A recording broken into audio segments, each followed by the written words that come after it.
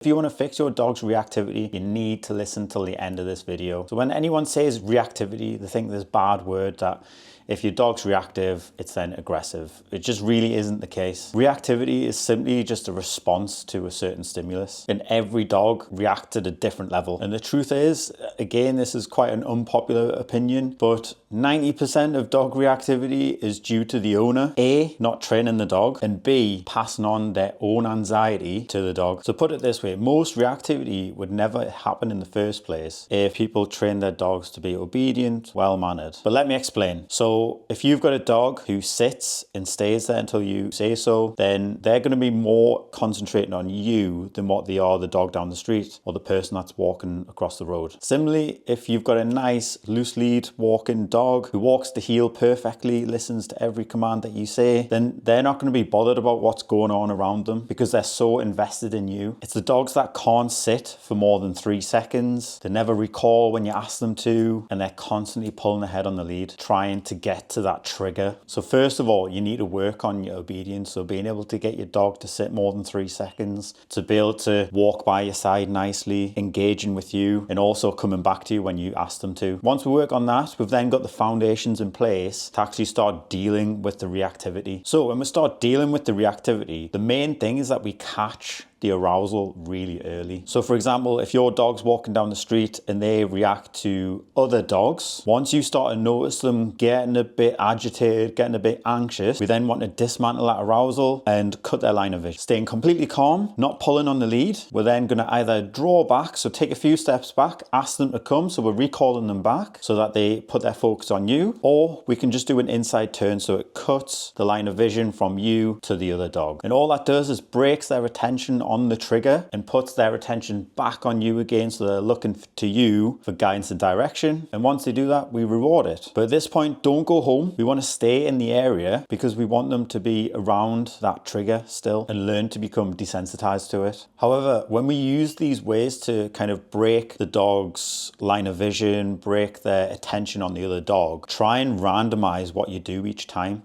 so that they don't link the inside turn or the drawback every time you see a dog, because all that'll do for them is whenever you see a dog, they'll then kind of preempt that you're going to do a backwards walk or an inside turn, and then eventually they'll get used to that and it'll not kind of draw their attention away from the dog anymore. So you need to be quite creative with what you do and just to break their vision, break their attention on the trigger for even a split second. But one other thing to think about is that not all dogs are going to like every other dog. You'd never expect a human to like every single human on the planet. Why should we ever expect dogs to like any other dogs? They've all got different personalities, they've all got different traits, they've all got different social skills. We shouldn't expect them to like every other dog. However, just like in our society, we need to be civil with each other. So you don't have to expect your dog to play with all the other dogs, but we want them to be civil so that they can sit in kind of close proximity and just be well-mannered and not attack or create any sort of issues. And going back to the point about the owners causing the raising anxiety, this is where you need to be relaxed. You need to not change anything every time you see the dog's trigger. So if you're walking down the street and you see a dog coming up, you know that your dog's reactive to other dogs. Don't then start pulling on the lead and tightening the lead around their neck, or start talking, thinking, oh, it's okay. Don't start doing that. Just be relaxed. Don't create any sort of anxiety build up. Don't build the dog up too much. Just stay nice and loose on the lead and just stay quiet. Don't say anything. If they start getting aroused, that's when you start implementing the inside turn or the backward steps and breaking their concentration. And then make sure to pay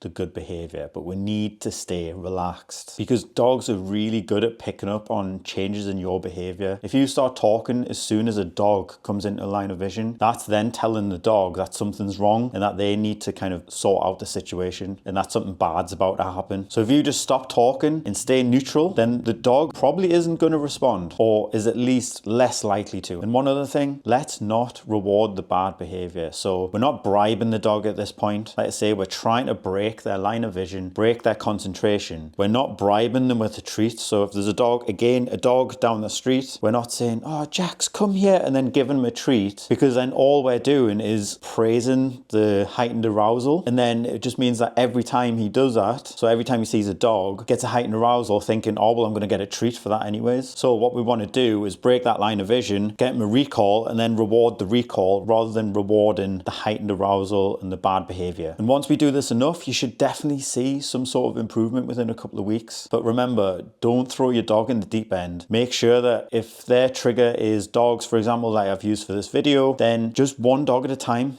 And then gradually you can then move into a more built up area once they're more reliable around less number of dogs and they've proved to you that they can do that. But it's like training a new skill. You need to do it in low distraction and gradually increase the distraction. And once they understand the behavior that we're after and how we expect them to respond, we can then keep them accountable. So if we've got them on a slip lead, we then want to be in a position where if we're asking them to do a loose lead walk, so walking nicely by our side, and we walk past the dog, they respond negatively to the dog, whether it's lunging or barking, we can then provide a correction to say, no, I've asked you to heel, you broke that, so that's no. But if they walk nicely past the dog in a nice heel, then we reward that heavily, so that they understand that's how we want them to behave. So I hope that helped. I know reactivity is a very broad subject, so if there's any other questions that you would like me to answer about reactivity or different types of reactivity, then please drop it in the comment section, and I'd love to provide a little bit more information about reactivity, because it is quite a stressful, challenging behavior for most dogs.